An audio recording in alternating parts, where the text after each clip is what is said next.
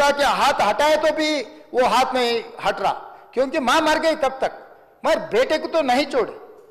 तो वो सिचुएशन में पुलिस लोग क्लियर कर दे के, उनके फर्स्ट एड कर दे के तुरंत हॉस्पिटल को लेकर गए।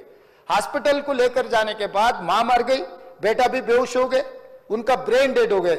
स्पीकर सर, मतलब he is sandwich, that's all. मतलब है बोले तो है, जिंदा है बोले तो आप जिंदा है बोल सकते हैं, मर गए बोले तो मर गए भी बोल सकते हैं।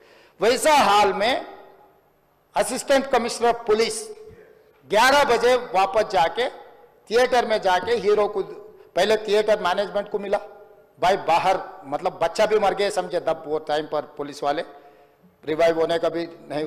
अरे 2 लाश गिर गए, लोग हजारों लोग बाहर है, हीरो जब तक यहाँ बैठेंगे लोग वापस नहीं जा रहे हैं, हमारा कंट्रोल हमारे हाथ से निकल गए, हीरो को निकल जाओ बोल के बोलने के लिए कोशिश करे तो theatre management they have not allowed to go and tell hero. पहले मुद्दा थिएटर वाले उसको अंदर नहीं जाने दिए पुलिस को। फाइनली एसीपी गुस्सा कर ये थिएटर वाले को हटा दे के जाके हीरो को बोल दिए ऐसा हो गया बाहर, आप निकलो तुरंत, आप चला गए तो लोग चला जाएंगे, तब हम लोग ये उसको ट्रैफिक को ये लोगों को हम कंट्रोल कर सकते हैं। जब तक यहाँ बैठेंगे बाहर कोई भी नहीं जाने वाला है, ये बहुत दिक्कत की बात हो रहा है। पुलिस कंट्रोल हो गया, हम लाठीचार्ज भी नहीं कर सक रहे, कुछ भी नहीं कर सक रहे, आप निकलो। नहीं नहीं नहीं, मैं पूरा पिक्चर जो अकबर साहब ने बोला, अभी here says I can not quote in the house, क्योंकि कोई अगल बगल में बैठे वाले जो बोले मैं जिम्मेदारी मुख्यमंत्री उसका डॉक्यूमेंट्री एविडेंस और कुछ नहीं दिखा सकता, मगर here says whatever Akbar साहब ने कहा ऐसे बात सुने आए, वो बात जहां तक सच्चा है मुझे पता नहीं, मगर हीरो तो नहीं गया थिएटर छोड़ के, वहीं बैठा हुआ है। अभी बर्दाश्त की बाहर हो गए, पुलिस कंट्रोल भी हो गए, तब डीसीपी आके सीधा हटा के इनके जो भी है सब सिक्योरिटी वाले पुलिस को हैंड ओवर कर देके डीसीपी जाके हीरो को बोल दिए कि भाई तुम तुरंत निकलना, नहीं है तो हम लोग अरेस्ट करना पड़ता, क्योंकि 2 लाश गिर गए बाहर, आप वो यहाँ पर थिएटर में बैठ के तमाशा किए तो ये कंट्रोल नहीं होने वाले हैं, हम नहीं सुनने वाले हैं, आपको अरेस्ट करके पुलिस स्टेशन लेकर जाना पड़ता, आप तो निकलो। जबरदस्ती से वो हीरो को हमारा डीसीपी वो लॉ एंड ऑर्डर सिचुएशन देकर उनको बाहर लेकर आए। बाहर गाड़ी में बिठाने के बाद फिर जाते होकर फिर रूफटॉप निकाल के फिर लोगों को ऐसा कर रहा, तो ये कैसे इंसान है, हम लोग क्या बोलना है सर, मुझे तो समझ में नहीं आ रहा। मैं बाहर ये बोल भी नहीं सकता हूं, अगर कुर्सी में बैठकर खामोश भी नहीं बैठ सकता हूं, तो ऐसे इंसान भी आजकल दुनिया में है। फिर भी हम एक सिस्टम से उनको हॉस्पिटल में ट्रीटमेंट उधर सब कोशिश किए, पर वापस जाते हो कभी वो रोड शो करना जो अकबर साहब ने कहा वो सच है, क्योंकि ये नहीं कहा मैं कि कुछ लोगों का सोशल मीडिया का दीवाने है, कहीं उन्होंने कुछ कहा, कहीं किसी का दोस्त है, कहीं किसी का दोस्त बोल के हम लोग उनको पुलिस केस में लगा रहे। अध्यक्ष ने अकबर साहब आप परमिशन दे तो 2 मिनट मैं तेलुगु में बोलता हूं, क्योंकि ये तेलुगु में नहीं बोले तो सर 2 తారీఖు వాళ్ళు అప్లికేషన్ పెట్టుకుంటే 3 తారీఖు పోలీసులు తిరస్కరించారు, 4 తారీఖు హీరో కానీ హీరోయిన్ కానీ సినిమా ప్రొడ్యూసర్స్ కానీ ఎవరు థియేటర్ రావడానికి వీల్లేదు, ఈ థియేటర్లో మేము సెక్యూరిటీ ఇవ్వలేము, ఈ థియేటర్కు ఉన్నది ఒకటే దారి, ఈ దారిలో ఇంతమంది వేలాది మంది అభిమానులు వచ్చినప్పుడు మేము కంట్రోల్ చేయలేము, వద్దు అని తిరస్కరించారు। తిరస్కరించిన తర్వాత కూడా 4 తారీఖు 9:30 ప్రాంతంలో హీరో రావడం జరిగింది। రావడం కారులో వచ్చి థియేటర్లో పోయి సినిమా తీసి మళ్ళీ కారులో వెళ్ళిపోతే పెద్దగా ఇంత ఇబ్బంది జరుగుతుండేనేమో లేదో నాకు తెలియదు, కానీ ఎక్స్ రోడ్ చౌరస్తా కంటే ముందు నుంచే కారులో రూఫ్ టాప్ ఓపెన్ చేసి రోడ్ షో చేసుకుంటే థియేటర్లో పోవడంతో ఆ చుట్టుముట్టుతున్న 7-8 థియేటర్లలో ఉన్న సినిమా అభిమానులు మొత్తం ఇక్కడికే రావడంతో వేలాది మంది జమ అయ్యారు। ఆ గేట్ ఒక్కసారి హీరో కారు లోపలికి పంపించడానికి ఆ ఉన్న గేటు తెరవడంతో వేలాది మంది ఒక్కటేసారి ఉప్పెనలాకి వచ్చారు। ఆ ఉప్పెనలో చనిపోయిన రేవతి ఆమె కొడుకు భార్య భర్త కూతురు వాళ్ళు అలాగైపోయి కొడుకు తల్లి ఒక పక్కన పోయి ఆ జనాల నుంచి తప్పించుకొని టికెట్ చేసుకొని ఆ తొక్కిసలాటలు హీరోను థియేటర్ లోపలికి తీసుకుపోవాలనుకున్న టైంకి అతను బండి మీద రోడ్ షో చేసి దిగేటప్పటికి వేలాది మంది హీరోను కలవడానికి చొచ్చుకొచ్చారు ముందుకు। అసలు అంటే ఈ రకమైన వాతావరణంలో అతన్ని లోపలికి తీసుకువెళ్ళాల్సిన సందర్భంలో అతను ప్రైవేట్ సెక్యూరిటీ, ఇవాళ రేపు మనం ఫంక్షన్లలో బౌన్సర్లు అని మనం చూస్తూ ఉన్నాం. 50-60 మంది సరిగ్గా లెక్క తెలియదు, 50-60 అని అంటున్నారు, నెంబర్ 4 ఎక్కువ తక్కువ. ఆ బౌన్సర్లు అందరు మీదికి వచ్చే అందరు అభిమానులను విపరీతంగా అడ్డంగా ఎట్లా పడితే అట్లా తోయడంతో అటు నుంచి అభిమానులు హీరోని చూడాలి కలవాలని ఒకవైపు నుంచి, వాళ్ళని హీరో దగ్గరికే రానియొద్దని ఆయన ప్రైవేట్ సెక్యూరిటీ వెనక్కి నెట్టడం వల్ల ఈ తొక్కిసలాటలో హీరో థియేటర్కి వెళ్ళి లోపలికి వెళ్ళి చూసినాక పోలీసులు ఈ మొత్తం క్రౌడ్ని, ఈ మొత్తం అక్కడ ఉన్న జమైన జనాలను అందరిని కూడా తీస్తే ఒక తల్లి కొడుకు అక్కడ శవాలుగా పడి ఉన్నారు.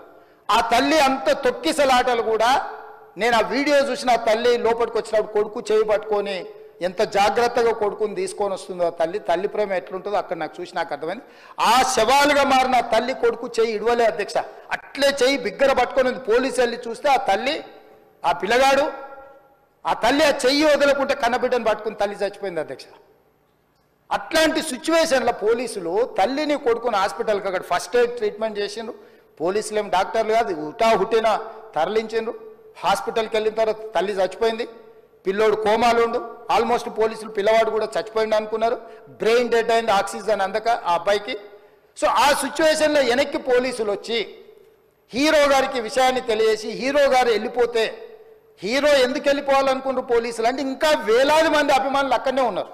హీరో గారు థియేటర్లో కూర్చొని ఉండడం వల్ల, సినీ ప్రముఖులు ఉండడం వల్ల ఈ బయట జమైన వేలాది మంది అభిమానులు అక్కడి నుంచి పోకుండా అక్కడనే ఉండడంగా థియేటర్ లోపల కూడా బాల్కనీలో, టాప్ బాల్కనీలో హీరో కూర్చుంటే కింద నేల కింది నుంచి పై వరకు వెనక్కి తొక్కుట పైకెక్కి హీరో చేతులు కలపాలని కోతులు ఎగబడ్డట్టు, కోట మీదకి కోతులు ఎగబడ్డట్టు ఉల్టా పైకి తొక్కిసలాట జరిగింది అధ్యక్ష.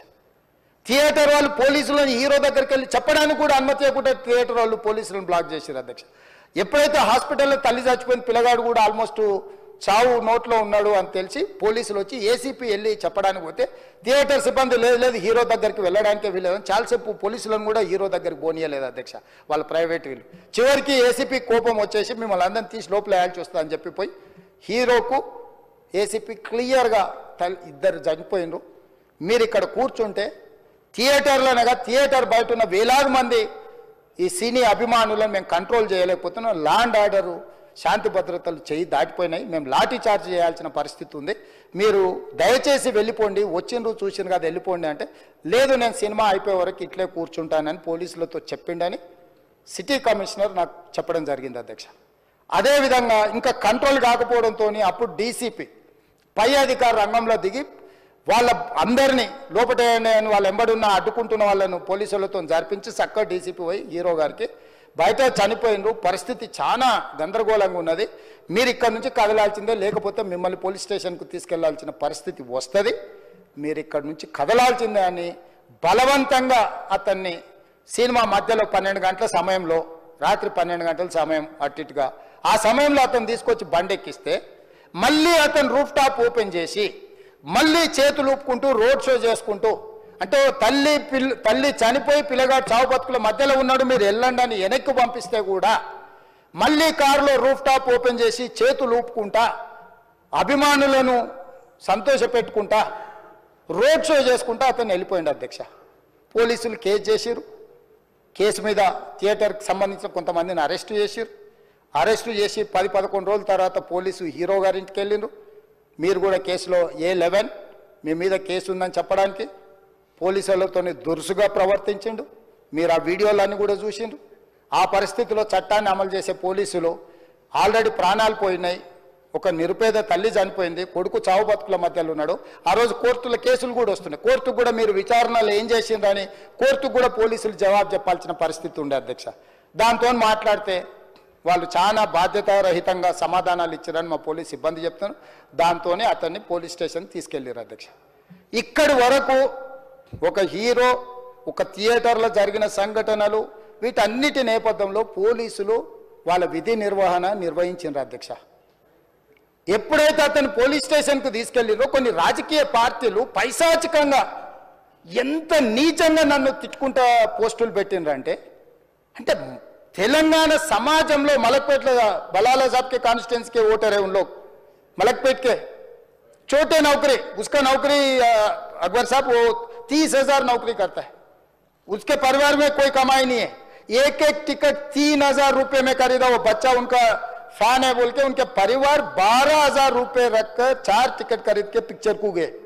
30,000 महीने को कमाने वाले నెలకు 30,000 జీతంతో పనిచేసి ఒక ప్రైవేట్ చిన్న దాంట్లో ఉద్యోగం చేసుకునే తండ్రి తన కొడుకు ఆయన అభిమానాన్ని కుటుంబము 12,000 రూపాయలు 3,000కు ఒక టికెట్ 12,000 రూపాయలు పెట్టి సినిమా థియేటర్కి వెళ్తే థియేటర్లో చనిపోయిన 11వ రోజు వరకు వీళ్ళు ఎవరు హీరో కానీ ప్రొడ్యూసర్ కానీ ఎవరు కానీ ఆ కుటుంబాన్ని చనిపోయిన కుటుంబాన్ని కానీ హాస్పిటల్లో చావు బతుకుల మధ్యలో ఉన్న పిల్లవాడిని పరామర్శించడానికి కూడా పోలేదు అధ్యక్ష।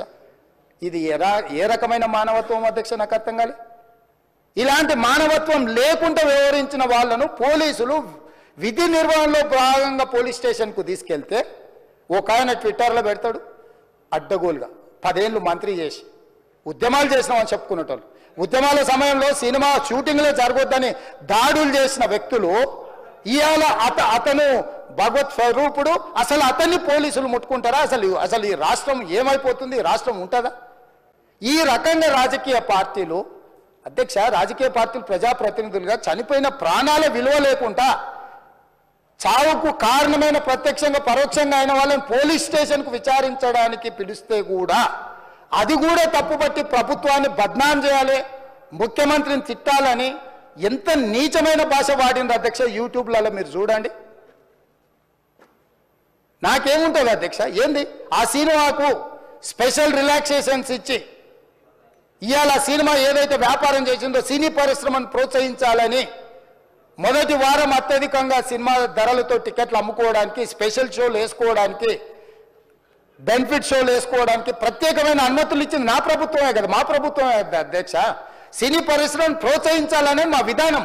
ప్రోత్సహించే క్రమంలో తెలంగాణ ప్రజల ప్రాణాలను తీసుకోమనే, ప్రాణాలు తీసుకుంటే కూడా వాళ్ళని ఏమనొద్దానంటే మీరు లా చేయండి అధ్యక్ష। మరి స్టేట్కు లా అథారిటీ ఉందో లేదో నాకు తెలియదు కానీ star, film star, super stars or political stars is having some special privilege. If they murdered anyone also we need not to prosecute or otherwise we need not to book any case against these personalities అని మనం మీరు చట్టం చేస్తా అంటే సినీ ప్రముఖులకు కానీ రాజకీయ ప్రముఖులకు కానీ స్టార్లని ఫీల్ అయ్యే వాళ్ళ పట్ల ప్రత్యేకమైన చట్టం ఉంటుంది, వాళ్ళ మీద కేసులు పెట్టొద్దని మీరు ఏమైనా చట్టం చేస్తే ఆ చట్టం అమలు చేస్తాం అధ్యక్ష। ఈ రోజున్న డాక్టర్ బాబాసాహెబ్ అంబేద్కర్ ఇచ్చిన చట్టం ప్రకారము దీనికి కారణమైన వాళ్ళను ప్రత్యక్షంగా పరోక్షంగా కారణమైన వాళ్ళందరి మీద కేసులు కట్టి పోలీసులు విచారణ చేయాల్సిందే, బాధితులను శిక్షించాల్సిందే అధ్యక్ష। సో ఈ రోజు ఆ కుటుంబాన్ని ఆదుకోవడానికి ఈ రోజు కూడా ఆర్థికపరమైన విషయాల్లో కానీ దీంట్లో కానీ వాళ్ళు ఎవరు పెద్దగా ఆసక్తి, కనీసం సినిమా వాళ్ళు ఒక్కరోజు అతను పొయ్యి వస్తే సినీ ప్రముఖులందరూ అతని ఇంటికి వెళ్ళి అతనికి మొత్తం ఏదో కాళ్ళు చేతులు యాక్సిడెంట్లో పోయినట్టు కన్నీళ్లు గారుస్తారు। ఈ సినీ ప్రముఖులు ఒక్కరైనా హాస్పిటల్కి పోయినరా అధ్యక్ష? నేను సూటిగా తమ ద్వారా సినీ ప్రముఖులను నేను అడుగుతున్నా అధ్యక్ష।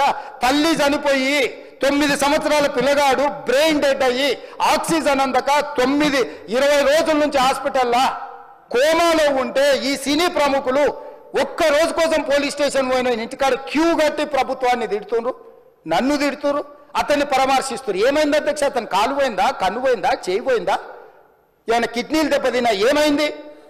అతన్ని ఇంతమంది సినీ ప్రముఖులు పరామర్శించారు, కలిసిండ్రు, అభినందించారు, కానీ ఆ పిల్లగాన్ని కనీసమన్న పరామర్శించడానికి సినీ ప్రముఖులు ముందుకు రాలేదంటే సినిమా ఇండస్ట్రీలో ఉన్న ప్రముఖులు ఏం ఆలోచన చేస్తుండ్రో ఏం కోరుకుంటుండ్రో నాకైతే తెలియదు। 100% जो भी अकबरुद्दीन ओवैसी साहब ने जो मुद्दा उठाए वो मुद्दा के लिए मैं ये बात कह रहा हूँ, सचमुच बोल रहा हूँ, ये शर्म की बात है। 20 दिन के बाद भी एक दिन के लिए उनको पुलिस स्टेशन को लेकर गए तो हाईकोर्ट भी इमीडिएट अजर्नमेंट मोशन, लंच मोशन ले लिए, उनका बेल भी दे दिए, सब कुछ है। आधी रात को 11-12 बजे अपने लोग बोल रहे थे जेल का दरवाजा खोलो, 12 बजे उनको छोड़ो। अरे भाई कहाँ है प्रोविजन? कहाँ से छोड़ू मैं?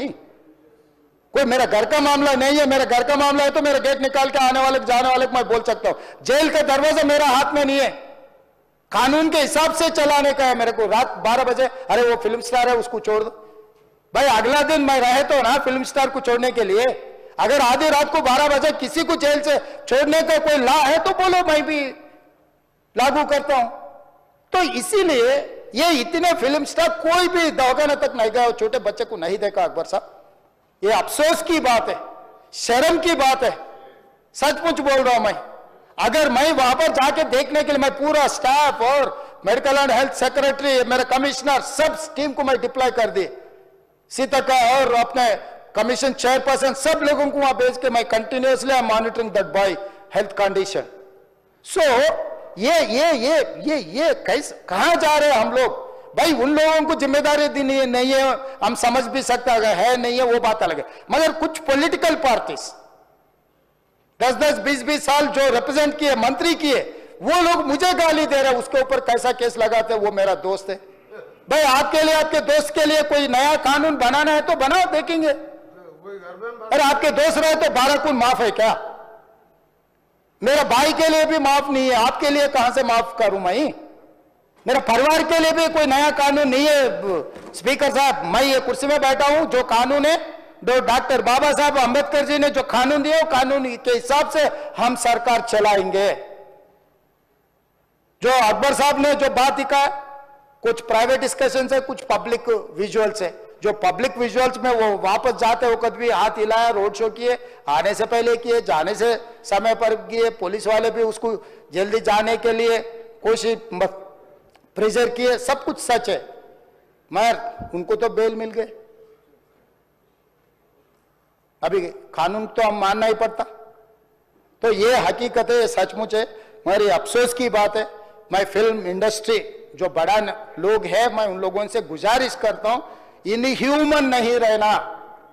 आप बिजनेस कर लो, आप पिक्चर निकालो, पैसे कमाओ, सरकार से इंसेंटिव्स ले लो, सब्सिडीज ले लो, स्पेशल प्रिविलेज शूटिंग के लिए जो होना है वो मांगो, मगर किसी का हत्या होने के बाद, किसी का जान चलाने के बचाने के बाद, किसी का जान लेने के बाद आज स्पेशल प्रिविलेज मांगे तो ये सरकार में नहीं मिलने वाले। मैं जब तक मैं कुर्सी में रहता हूं तब तक नहीं देता हूं। मेरा जिम्मेदारी तेलंगाना आम जनता का जान बचाने का मेरा